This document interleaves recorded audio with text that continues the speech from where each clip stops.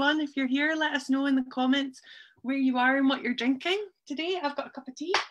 What have you got, Paul? Water. Water. Yeah. So I'll just open the Zoom again because everything's working. So, hello people. I might just check on my phone to make sure that others can see this and it's not private or something for some reason. And then we'll get started. So you've had a busy morning already, haven't you? Yeah, I've just been out filming in the Old Town for something I'm working on. So I was filming with someone that I'm just sort of started working with who's doing a bit of work experience with me. So we were out at 8ish in the Old Town. It was a lovely kind of bright, crisp morning in Edinburgh, and we got some good shots and then rushed back for this. So yeah, I feel like I've done a fair bit this morning.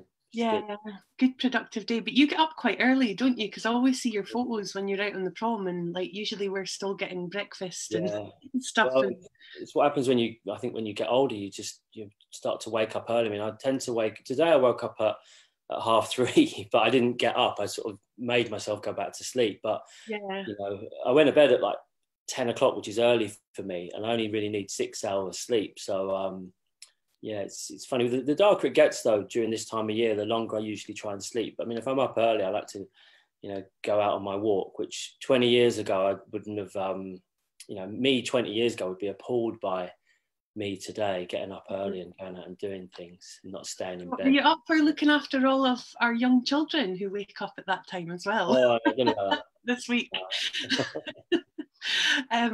I'm joking. You like your solidarity as well. Is that right? Solidarity. Solitary. Yeah, I do like solidarity as well. I think that's a good thing. Yeah, solidarity is good. And speaking of solidarity, thank you so much for doing one of the Blethers. You're the third Blether, following on from David Williams and Nicky Bird.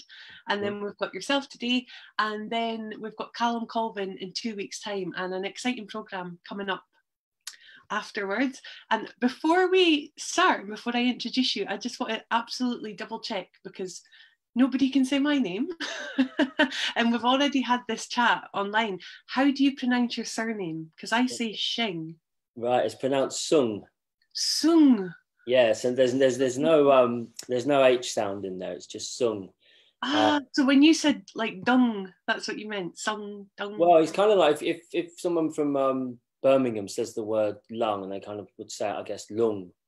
And so it's Sung. That's how you say it. But yeah, don't worry. I mean, people always get it wrong. So thanks for asking.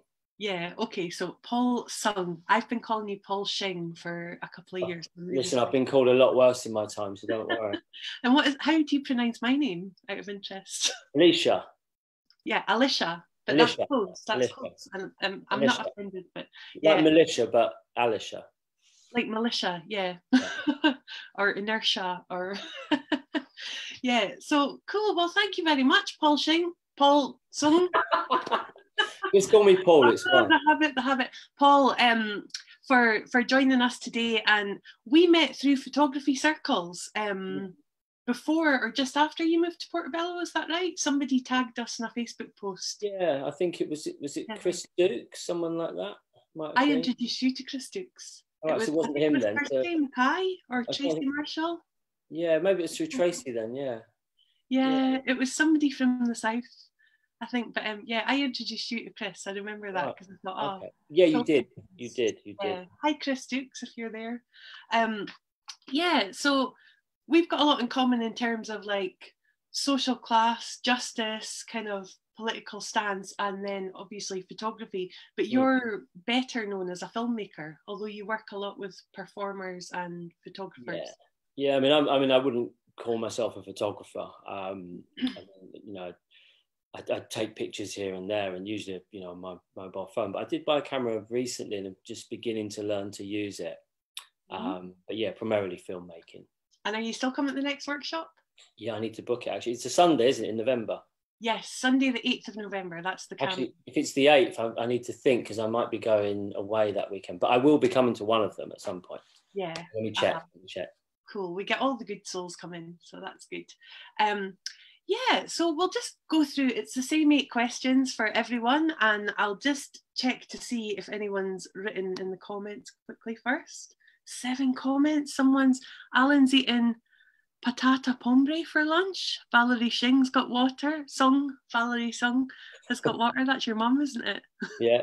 Hello from NYC, waiting for the kettle. Singapore, water. Oh, lovely. That's so cool. There's 7 comments, but I can only see 4 on here for some reason. So, beautifully amateur, but we'll keep going. So, Paul Sung, what does community mean to you? Community to me, I guess, means a sense of togetherness, of solidarity, of people that have, you know, shared concerns and that look after one another. I mean, I suppose that's changed over time. You know, I grew up in London, and you know, the first places I lived in Southeast London, I didn't really have the same sense of community as I did in other places that I moved around. You know, where I kind of grew up, it wasn't really somewhere where there was a sense of community where I lived anyway. And then sort of after that, I moved to a place called Plumstead, and maybe there was a bit more of a sense of it there. And there are, you know, obviously strong community links in London, but it's places outside of London that I've always really seen, you know, the strength and the power of communities. So, you know, a lot of the time in my work, and then moving to Edinburgh, I think there's a community here in Portobello, and people that I've met living, you know, here and in wider Edinburgh definitely see much more of a sense of community. And people sort of, you see it through what we've been going through with COVID-19, you know, people looking out for one another, for their neighbours. So it's something that I suppose when I was younger I wasn't as aware of as I am now, but generally I just think it means looking out for, you know, one another, really. Definitely. Yeah. That's a really nice answer. And it does feel like you're really part of the community in Portobello. Whenever I've met up with you, we bump into people, you know, and we've got mutual friends. It's like, oh, I didn't know you knew Lindsay, or, you know, Lindsay Kerr, hi, who is going to do a talk with us. Yeah, it's kind of nice, isn't it, when you sort of, I mean, even not just in Porty, but when you, you know, if you're in town and you do, Edinburgh is a small place and everyone always says that, but you do kind of bump into it. That's quite nice because I mean, I might bump into people if I'm in London, if I'm in Soho or something, you know, only because you would go to the same pubs or something. But here it's quite nice. And I think here I've really experienced people that look out for one another, look out for their mates and that. I mean, when we moved here, we already had, you know, 2 of our best friends that lived on the same street as us. So we already kind of knew a few people, and then you gradually meet more people. It's good though. I like it. Yeah, no, it is really nice. And you've been working with Tracy Morgan recently as well, who I did some of my first workshops with. Tracy's lovely. Hi, Tracy Morgan, if you're there. I'm Tracy Marshall, who I know is also. He's got an easy name to pronounce. Everyone can say Tracy Morgan quite easily. Yeah, she's lovely. And she's from up north where I'm from as well, so we can speak Doric to each other. Is it Aberdeen you're from? I'm from Aberdeen, and Tracy's from, I hope you don't mind me saying Tracy, she's from Aberdeenshire. She's from Inverurie. So I mean, I've not been to Aberdeen proper yet, but we met my partner's uncle somewhere near a ski slope when we were sort of in the where were we, in the Cairngorms? Glenshee? Might have been, yeah. Spittle of Glenshee. Yeah, but I mean, I will go to Aberdeen at some point. I mean, when football's back on, I mean, I've been going to see Hibs, and I'd like to go and sort of go to Pittodrie. Yeah. But I mean, God knows when that will happen. I can see Andrew now writing COYR, come on you Reds, in the comments. I've not read them, but he will be. So the next one I'm going to ask you is, and I don't know if this is relevant to you, but I'm sure you'll have something. What is your favourite photography quote? Favourite photography quote? It was probably a quote from Tish Murtha. So I hope, you know, those of you who are watching, if you don't know Tish Murtha, she was a working class female photographer from the northeast, and she went to Newport to go to university. That's one of her books there, and she was interviewed by David Hearn, you know, the famous Magnum Photos photographer. Yeah, and he asked her why she wanted to be a photographer, and she said, I want to take pictures of policemen kicking children. And he didn't even look at her portfolio, and he said, you're in. And her daughter Ella Murtha told me that story, and I think she's sort of mentioned it in a few interviews, and that's my favourite photography quote, because although it's not about, you know, the art of photography per se, it's about why she took photographs, how she wanted to in her work highlight societal inequalities, and her photos obviously are brilliant, you know, to be in your own community and to be making work about working class people. And the way that she did it, you know, she wasn't a voyeur, she came from that world. And the pictures are tender, you know, they're poignant, you know, some of them are very hard hitting as well, because they're about, you know, they're taken in areas where there were, you know, deep and harsh inequalities. But that quote for me just sums up, you know, the best reason why you would be a social documentary photographer, is to try and in some way highlight an issue. And, you know, her work did bring about change. You know, her local MP saw her pictures from the Youth Unemployment Project, and then went on to talk about it in the House of Commons. So, yeah, I mean, I don't know a great amount of photography quotes, but I mean, of all of the ones I've ever heard, it would be that one, definitely.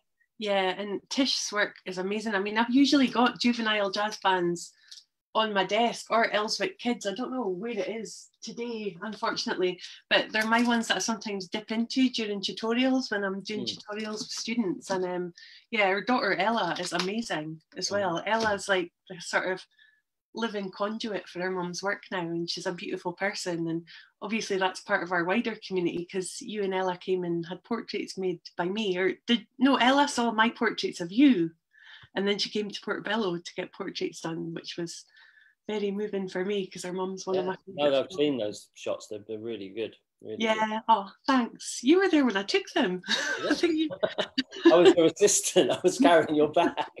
You were trying to get us to go to the pub, and I was like, that doesn't sound like me at all. I think you misremembered that. Okay, yeah, you didn't go to check if a pub round the corner was open. Definitely. No, I didn't at all. So, still on photography, what does photography mean to you? I think you maybe answered it with the last question, but if you want to take that further. What I like about photography is the challenge of it, because with filmmaking, you're filming movement, and you're filming sometimes speech and action, and such a range of shots that you can use, and all the different elements that come into film, sound, everything else. Whereas with photography, I really think the challenge of just capturing something in one image is always, I found, really appealing. And certainly over the years, some of the photographs that have moved me to just think, the skill in capturing that and being there, and I find it quite fascinating. And I think also particularly with shooting on film, the level of skill and the challenge involved in that is photographers are artists, as we know. I think photography has become something that a lot of people kind of think they can do, and I am all for everyone thinking they can do something in terms of not having a barrier in the arts to people to make art. But I think there are certain photographers though that are there would be the equivalent of some of a fine painter in terms of what they can do with light and all of those sort of things. So to me, I guess it's artistry really, just the same as filmmaking, just the same as writing or painting or making music. I think sometimes it's not as, but people that kind of know and appreciate photography is respected, obviously. But I think now, because of the fact that on these things you've got very powerful tools that you can make very beautiful pictures with. Yeah. There is maybe not as much appreciation as there ought to be in wider society for photographers. And there's also complications about sharing work online, because when you share someone's work, you should always credit it, but people won't always do that. And it's not because they're necessarily doing something nefarious, it's just because they're not aware of the photographer's sovereignty in their own work. And I think it's very important that we do give credence to photographers and their brilliance, really. And it is great that anyone can take a picture, but I think it's of all the art forms, it seems to me that although it is widely appreciated, I think the level of artistry in it, not everyone kind of understands. And the more I've kind of looked into it and found out about it, the greater respect I have for it, definitely. Yeah, oh, that's lovely, thanks very much. And I think David Eustace has got this, he's a Scottish photographer, has got this phrase that he says a lot, which is about digital photography. And he says that digital photography makes it easier for those who can, and it makes it possible for those who can't. But he's talking about the medium as a whole. And I thought I would quote back via Malcolm from Street Level, because he quoted one of our questions in his talk with David the other week. as well. Was it 2 weeks ago? Yeah, 2 weeks ago. So the next question, it's quite a loaded one, is if you could change one thing about the photography world, what would it be and why? That's a good question. I don't know. I mean, that's quite a big question that, you know, I had some omnipotent power to change the photography world, and this is quite a difficult one to answer. I suppose a lot of people seem to be quite sort of precious about kit and constant. I think if photographers really, you know, it's about framing and composition more so than equipment, isn't it? And I think maybe it would be a positive move to remove some of the fetishization around equipment, and, you know, because you can obviously spend a fortune on lenses and on like a camera body, but, you know, it's all about the relationship between you and your subject, whether your subject is a person, whether it's a landscape. I think, you know, there should be obviously much more, much more sort of thought and consideration given to that, and the empathy you'd have for your subjects, rather than thinking about having this lens or, you know, whatever. So if it was within my power to change things, I suppose I would do that. Stop the fetishization of kit. Yeah. And equipment. Yeah. No, that makes sense. And it is, the subject should, or the topic or the cause should be the main thing, definitely, in work, because, yeah, it's like there was a comparison once to, you know, a really great cook. If you went to their house and a chef made you an amazing meal, you wouldn't say, wow, you've got a really great stove, because you've made that's true. really good pans. But people sometimes say that to photographers, oh, you've gotten a better picture because of your equipment. But actually, like Eve Arnold said, it's the operator, not the machinery, that makes the picture. It's what's up here. And then you kind of, or the Cartier-Bresson said, it's between the heart and the eye and the head. You know, coming together at once. I'm a nerd, sorry. I could just rattle off all the quotes. No, this is what you do, so, you know, it's you know. Yeah. So if you could, no, I've already asked that. Tell us about the work you've made here in Portobello. I mean, I've not really, I mean, when I first moved here, I'd sort of go out in the morning, you know, and we used to have a dog, and I used to walk my dog on the beach, and all of my photos that are kind of down there are just sort of taken on a mobile phone, until very recently when I sort of bought a camera and just slowly beginning to learn how to use that. But it's mainly just sort of photos on the beach, and it's quite hard to take a bad picture on that beach. I mean, you know, you're there every day when the light's, you know, right. You point and shoot, and you get something good. I mean, I would like to make a film here at some point. I think, you know, filming something, you know, on the water might be quite interesting to do. But yeah, I've not really sort of made anything that I've kind of put out there yet. I mean, just things on my Instagram, just beach photos and old dog photos, really. So I just thought, what about a film about Yassine on his paddleboard? Yassine, who I'm hoping for you.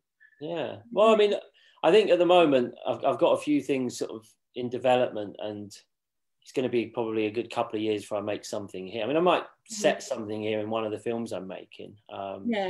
Just a couple of scenes, but yeah, it's a great place to film, because you know, you've got a range of different shots. You've obviously got a beach, you've got a high street, you've got, you know, suburban streets as well. You're not far from the city as well if you want to go and film there. Edinburgh's a really very filmic city, very photogenic city, as we all know. And what I've always liked about Portobello is the sort of mixed housing as well. You know, it's like this was what town planners wanted to start with in Edinburgh, that people from all walks of life and all incomes could live in the same area. And I think Portobello demonstrates that better than most areas in Edinburgh. There isn't so much division. You know, people can all... I mean, it doesn't seem to have been gentrified as much as, you know, certain other areas, you know, closer towards town. It's funny, because when I used to come to Edinburgh to visit my friend Ridley, who used to live here, and he used to come like once a year, and I never really came to Portobello until I sort of met my partner, and she had some friends that live here, and so then that was the first time I came in. But I always thought it was quite far out from the city centre, and it's not at all. It's like one stop on the train, 20 minutes, 25 minutes on the bus. But a lot of my sort of friends live sort of more sort of centrally, and they kind of think, I think they see this as being a bit sort of further out and a bit kind of in the sticks. But when I lived in London, I mean, I I lived in zone 2 once in King's Cross very briefly, but you know, none of us ever lived in zone 1. And you know, I think here, because it's obviously not, it's not London, it's very different, but I don't know, if there's nowhere else in Edinburgh I'd want to live other than Portobello. I can't really think of anywhere, and even in, you know, the very city centre. I mean, unless it was in the castle or something like that. But that's not going to happen. Live in the castle. Well, it's not going to happen, is it? But yeah, I love it here. It's a wonderful place. Yeah. Oh, that's a nice answer. Thank you. And then, and I meant to say, did you not film part of Dogs on the Streets in Portobello? I remember seeing. We did some test shoots. Just some test shoots. So there is some stuff that's on there, but it was just kind of just, you know, doing some camera tests with our DOP with Kieran, and just it's just me walking my old dog around. And there is a film of it that Kieran put together that I might release it at some point, but it's, you know, because we had a dog put down, it's kind of feel a bit sort of sad to put that film out there. But I think, you know, at some point I might just put it on there, because yeah, I remember doing that. We had an early start. We went down to the beach. It was freezing cold. And then... and you were in the thick of the school run.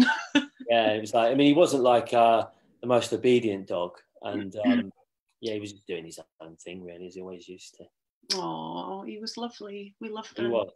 We loved Andy. It's a lovely dog. So, moving on to that, sorry about this.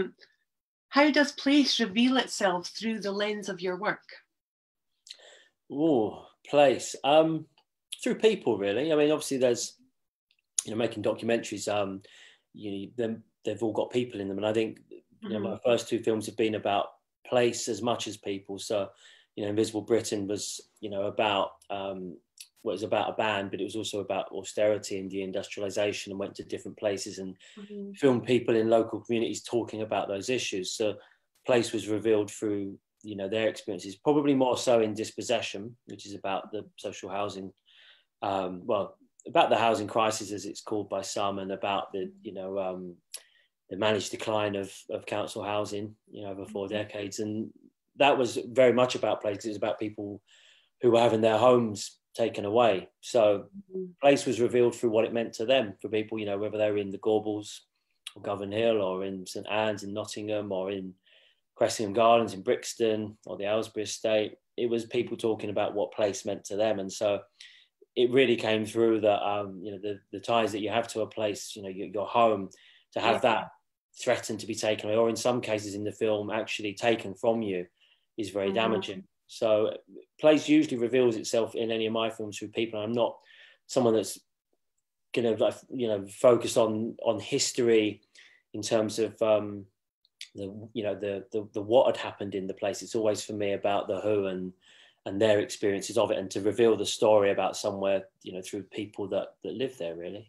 And that's really important, because some people can never understand that that link to home that people have, and that sort of bond with home and the family home and things like that. Yeah. I won't I won't start ranting about Donald Trump right now. But... Hopefully he'll be gone this time next week. Well, I hope he'll have his eviction order. Yeah, his compulsory purchase order. Yeah. So and Nikki Bird has changed the second word of this question from notable to influential. So which influential photographers have links to Portobello, and what can you tell us about them? Well, you're one of them, aren't you? You know, because you live here now. I mean, I don't know too many other people, and I knew about you before I moved here because I'd seen some of your work.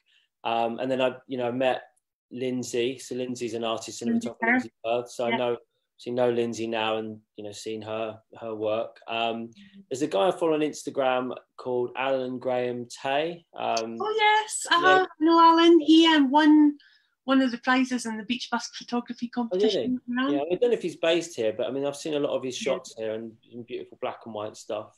And I don't really know anyone else. I mean, I should probably find out about more. There was one guy actually that when my sister-in-law was over, we went to his thing at the Skylark. What was his name? Oh, David Williams. Yeah, is he Portobello based, or is he? Yeah, David was the first interview I did for the Blethers. Right. Yes, I really liked his stuff when we went to the Skylight. It seems such a long time ago, doesn't it? I know. When we were all sitting around a table. Do you know who we were sat at a table with? David and Nikki Bird and Callum Colvin, who's our next Blether. Okay. Yeah. Oh, good times. It was like there were so many of us. It was too hot in there. Remember? Yeah. I mean, can you imagine? And Alison Chisholm was there as well from Art Walk.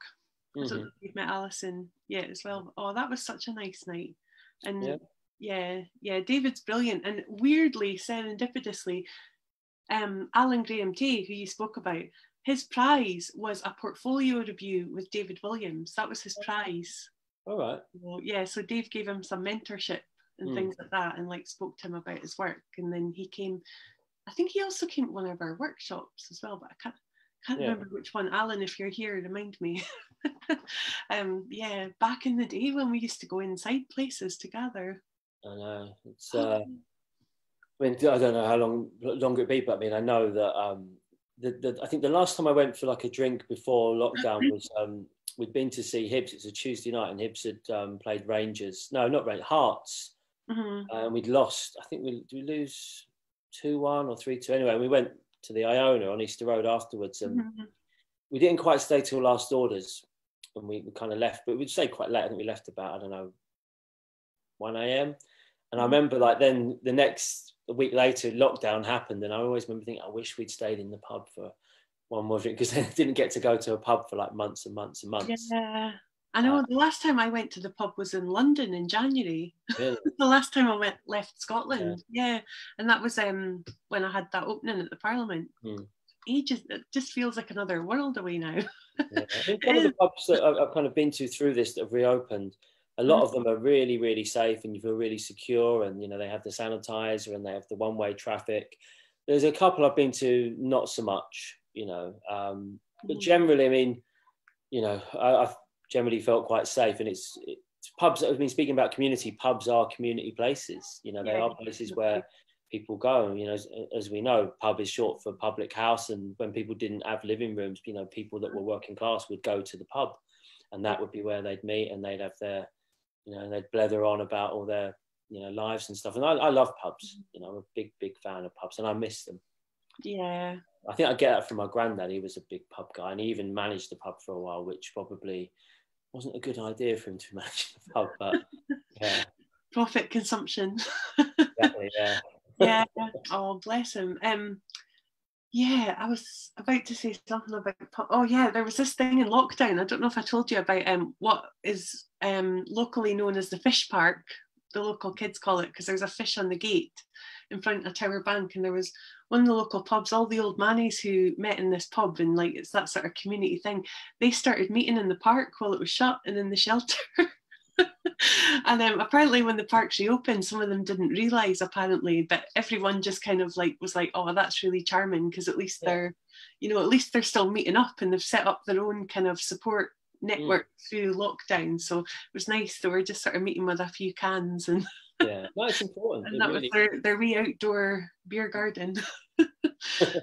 So, and I love that. I wish I'd known it was going on at the time, because I probably would have gone down and taken photos of them, because I love that sort of like self-reliance, kind of people setting up their own things as well. So yeah, so we've got one more question. We've really rattled through these compared to other weeks. Maybe I'm talking less than usual.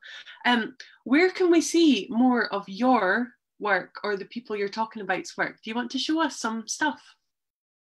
Yeah, with my screen, or just what do I have to share? I mean, I can put a couple of links in the chat actually. Can people see the chat, or? Yeah, people can see the chat.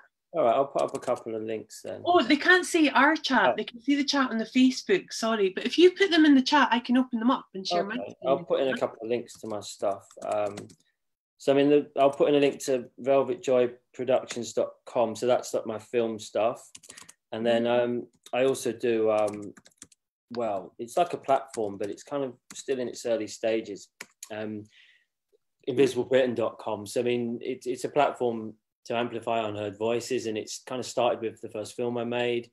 And then we did a book a couple of years ago, which is called Invisible Britain, Portraits of Hope and Resilience. And it was 42 photographers. And it was basically documentary photographers and stories. It was a narrative photography book.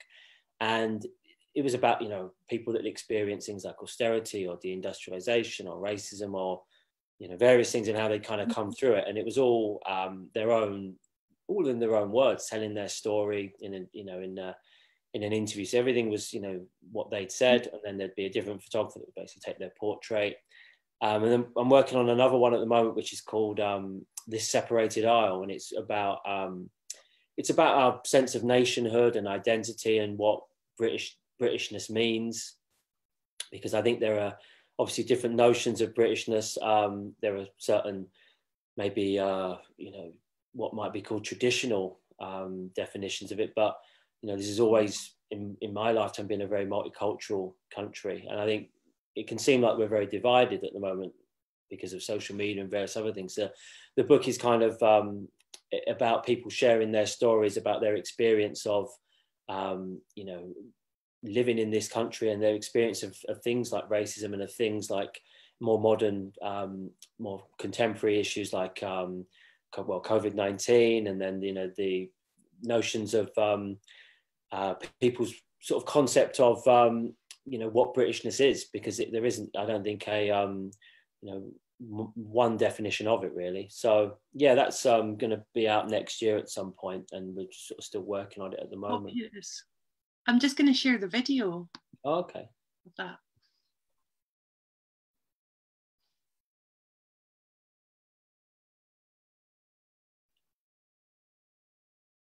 So these were some of the photographs that were part of the launch of the Kickstarter, weren't they? Yeah, so some of them are going to be in the book. Some of them were sort of images of the people that will be in the book, but there's going to be different images. But some of them, that one of Ron's going to be in there, that one of Nina will be in there. I'm not sure about Jim's one of Carlos, whether he's going to do a different one. Not sure about Gina's one. There's another one of Donald that we quite like. I think Margaret's one of Stina's the one. Yeah, that's I think it'll be out. I mean, the pub date is meant to be September, but it might come out a bit earlier. I don't know yet. I'd like to be able to do, you know, some events around it, but of course, with the way, you know, uncertainty, the way the world is, who knows?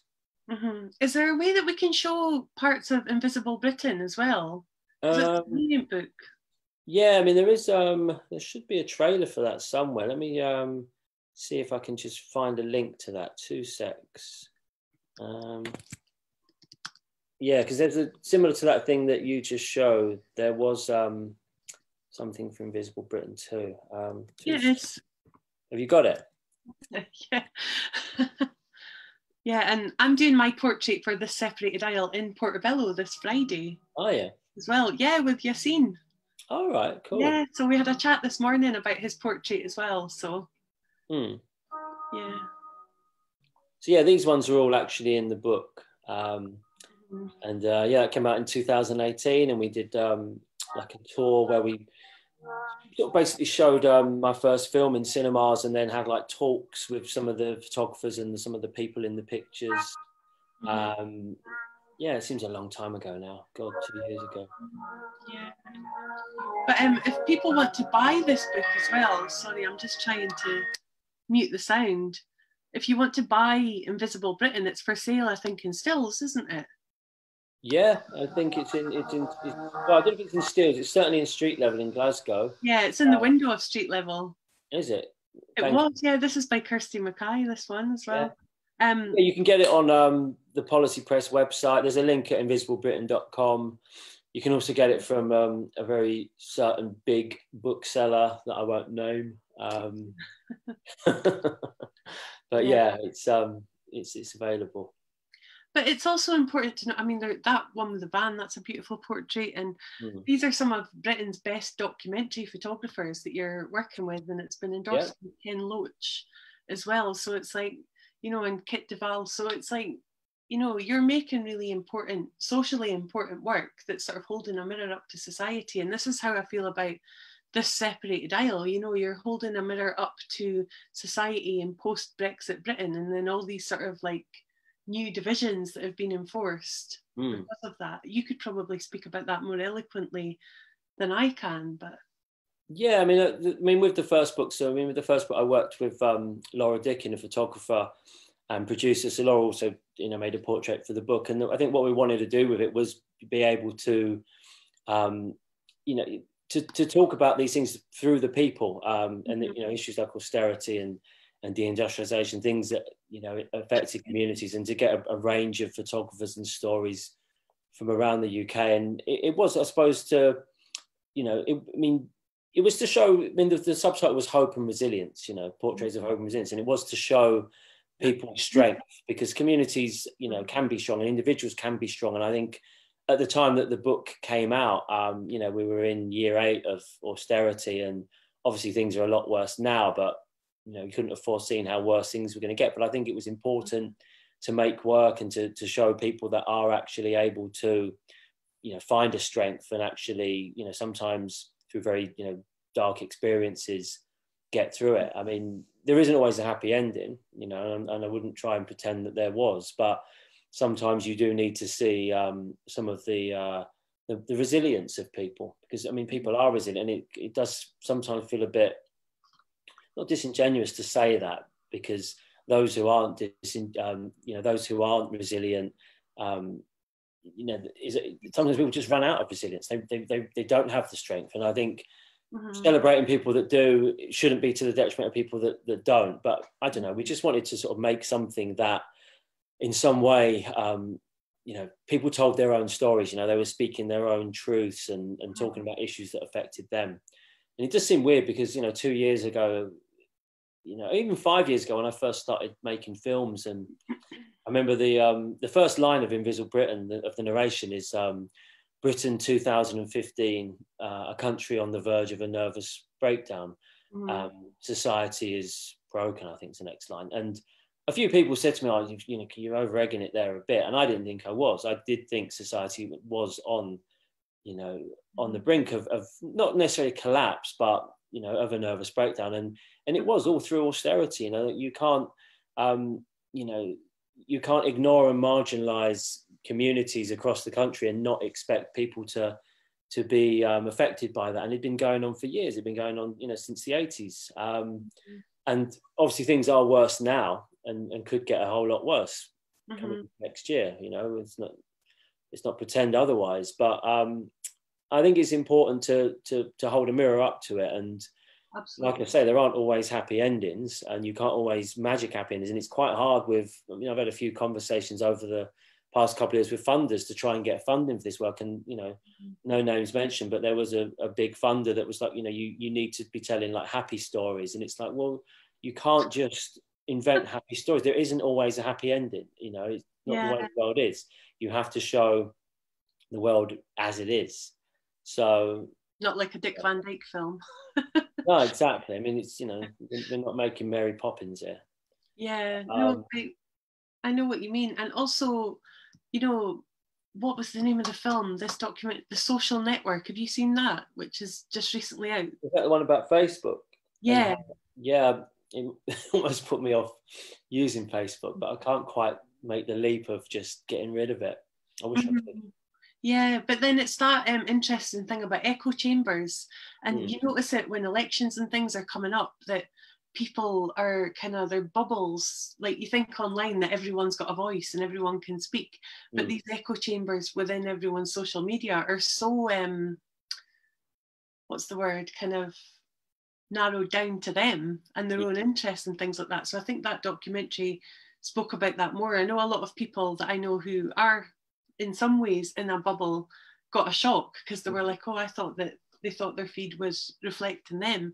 And I think for me, because I'm a professional in the arts and I'm a lecturer, but also I'm from a working class background, and my family are very different in a lot of ways from some people I know through the arts, I see the sort of double sides of that. Like I've got family living in mouldy flats and high rises and things like that. And then when I see people surprise, it still surprises me. But then it just goes to show you how scary social media is becoming, because it's perpetuating often people's prejudices or their kind of, or comforts or those sorts of things. So how do we get messages out now if people are getting this very narrow kind of tailored to them set of news and set of... Yeah. No, you're right. It just increases like the polarization. I mean, people have probably always had, very disparate views, but it wasn't amplified by social media. You might know what your neighbor thought about something or someone at work, but now, you know what people in another country think. And as you say, when it's kind of narrowed down and you get a filter of the kind of views that you already have, you have an echo chamber, and it's very worrying. I mean, people, talk about that things don't last forever. And I think maybe in the next however many years, maybe the prevalence of social media will not necessarily decrease, but change. I mean, it is quite damaging for mental health. It can be anyway. And it's addictive, isn't it? There's dopamine hits when you get a like or you get a retweet or someone comments. Yeah. We're all guilty of it, I'm exactly the same. And I do find when I come off it for like, I was going to say a week, but I never come off for a week. I come off it for like a day, if I sort of leave my phone somewhere. You don't miss it. You just kind of feels nice. I don't know, maybe it's a case of just taking holidays from it. Maybe that's the way forward. Yeah, we try and do that when we go on holiday as well, and we try and switch the internet off and delete all of our apps, but it's hard. And if you check one thing, you are kind of sucked back in. We're all total consumers. Oh, definitely. But Instagram stories is my thing just now. I just look at all and then realise I've spent 10 minutes just tapping through like all these like... Because you just get stuck, don't you? It's like an art gallery. It's just like, one comes up, it's same with Spotify, isn't it? That music you haven't even asked for, that you just, it's on the algorithm. Yeah, I get that with YouTube as well, but I found as well, even like Instagram stories, that becomes like an echo chamber. Like there's a lot of stuff comes up on my feed about women's rights and artists' rights and class rights, and it's obviously sort of tailored, but so that's more important for things like your book, which becomes a legacy of a certain time. And we should probably finish up soon, but are there any pictures in particular that you've seen coming in that have really kind of moved you for this Separated Isle? Because it's a book of portraits, photographic portraits. Yeah, I mean, I'm just trying to think of some that have come in so far. I wouldn't want to single one out, you know what I mean? It's kind of like, if you're working with like, 30 odd photographers and you single one out, it's not fair to the rest of them. I mean, it's a body of work, and that for me it has to exist as a body of work. And there'll be of course there'll be images that I would like, if someone said, right, pick the 10 that you like the most, but I don't think I'd ever do that in public. I think it's a bit disrespectful. Also, there's the stories as well, because there's sometimes the stories that are always as important as the images. But yeah, I don't have favourites. It's and if I do, I wouldn't tell anybody. Okay, that's good to know. So I won't ask if my one's your favourite when you see it. Of course it will be. Oh, thanks. I've got amazing collaborators. We're trying to set up so that my friend Lynn, who's the wife of the man I'm photographing, you've seen, she's going to try and make sure the kids don't run into the sea, my child and their child, while I'm making the portrait. So that would be good, yeah. So it's like all the kind of what's the word? The crowd control that goes on behind a portrait that you don't see. Oh, yeah. But we thought, we'll turn it into a play date as well. That reflects life. But I should also say that what's good about your work and what's important about your work, and it's the same for 209 Women, I know that Tracy Marshall's listening, is that you pay all the photographers. You value, people's time in the picture. And it's a collaborative process, but also it's fair in the sense that you make sure everyone gets paid, everyone gets supported, and that sort of thing. And that is quite rare, unfortunately. Yeah, but it's great, and it shows values. I wish I could pay people more. It's at the moment these things have been sort of, when I say self-funded, through crowdfunding, and then I've not had any arts funding. I've applied for arts funding and not got it for doing these books. But you hold on to the principles. Well, I just need to get someone that's good at applying for arts funding to do all of this stuff, because I'm not very good at writing funding applications. I'm not really, there's only so many ways you can ask for money, but there are certain ways of asking for it, and I don't, know those ways. I don't speak that language. I didn't grow up around the arts. It's not my. I suppose it's my area now because I work in it, but I need someone that can do that, and it's difficult, really difficult. And when I first started making films, I had people that helped me out that would work for free, and and I do the same. I work on other people's stuff here and there for free. People that are up and coming. For free, thank you. Yeah, well, no, you have to. It's a community. It's important that if you've had that, because when you're coming up, and you haven't got money, and you need guidance, and you need all that stuff. I got all that. I had some wonderful people that helped me out, and now that I'm in a position that people might ask me for something, whatever that is, if it's like to sort of do something on their work or to whatever, mentor them, whatever, I'd always do it because I had that, and you've got to pay it back at some point. So yeah, pleasure. Definitely. Yeah, I'm the same. I think I've done 2 student interviews this week for case studies, and for, I've forgotten her name, but for a journalism student as well, who's publishing today or tomorrow.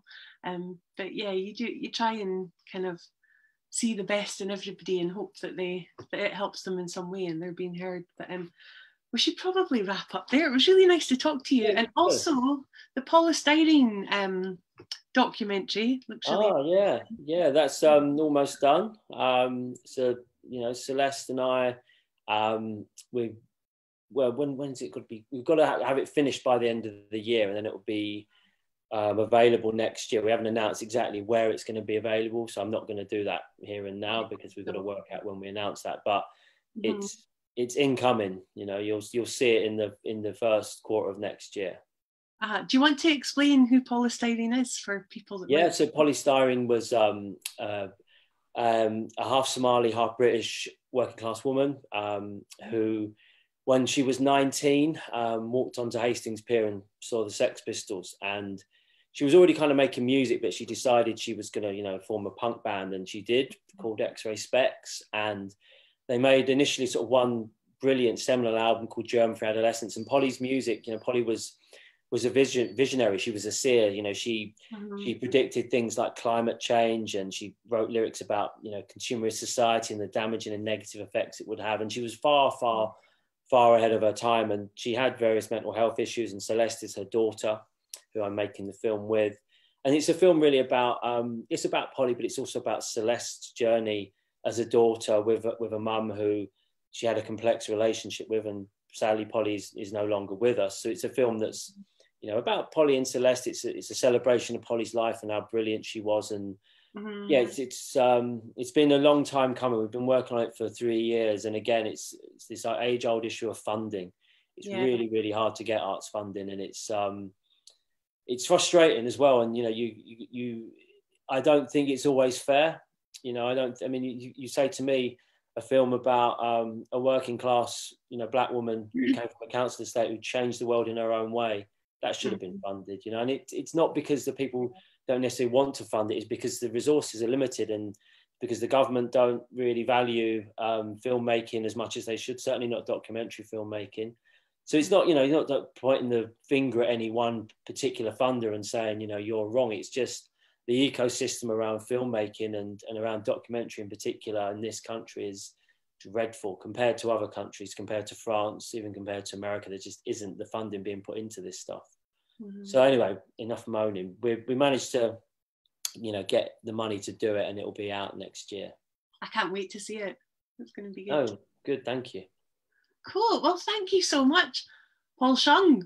I have to practice saying your surname all the time now. It was I might just change my name to Paul, just like it's like Cher or Madonna, just artist previously known as. Yeah.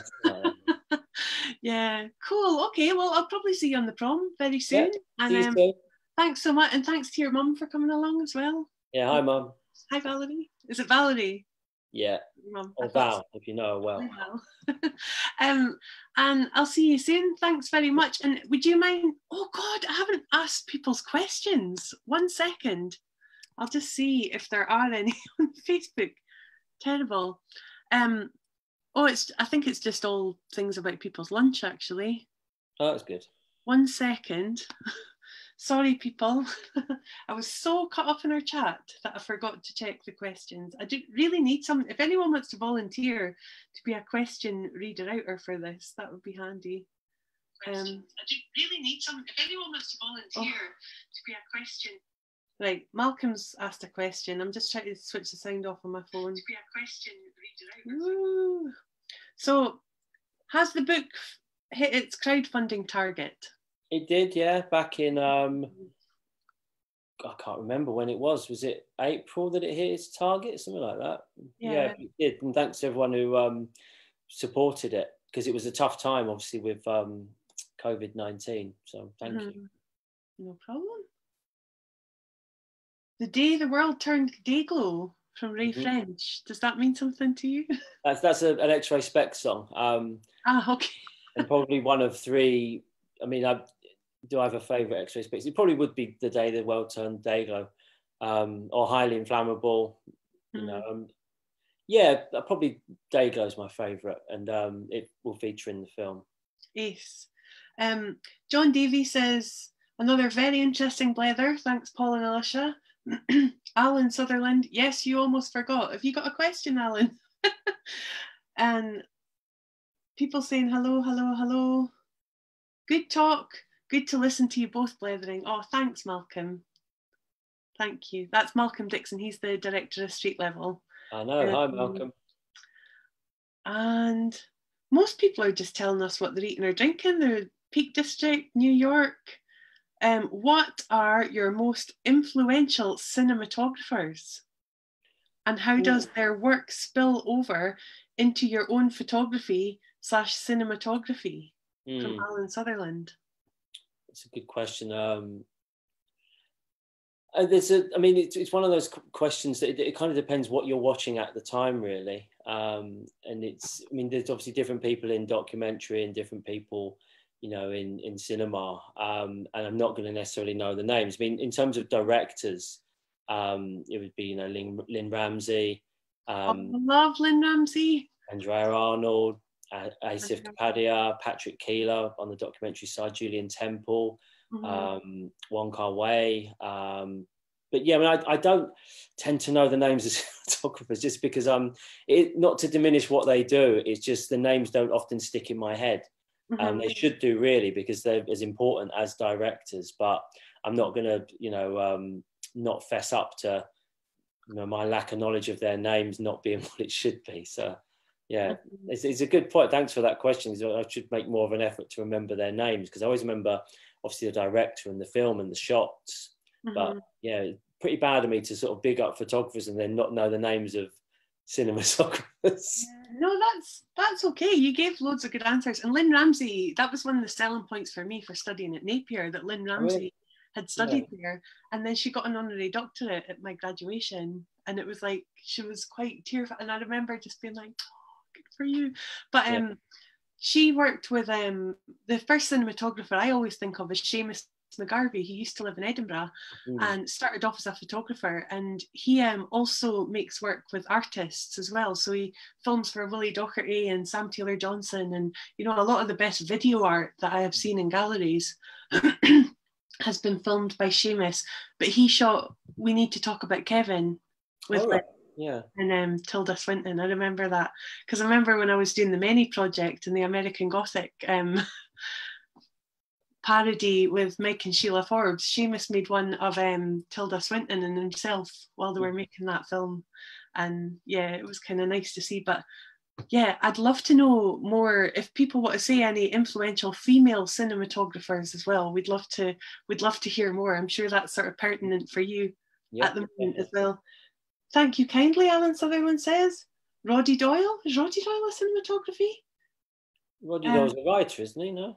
Yeah, he's an Irish writer, but tell us if we're wrong. And then Paula D'Alessandris is saying, what is the title of the polystyrene film? It's called Polystyrene, I Am a Cliche. Yes. And we wanted to just call it I Am a Cliche, but I think it has to have polystyrene in there too. But yeah, that's the title. Brilliant. Well, thank you very much. Thank you for having me. The reaction turns up here. Yay. And I will see you soon. I'm away to go for a swim. Have fun. But if you don't mind, would you, if there's any other questions in the comments, would you mind just answering them quickly yourself? Yeah, where do I do that?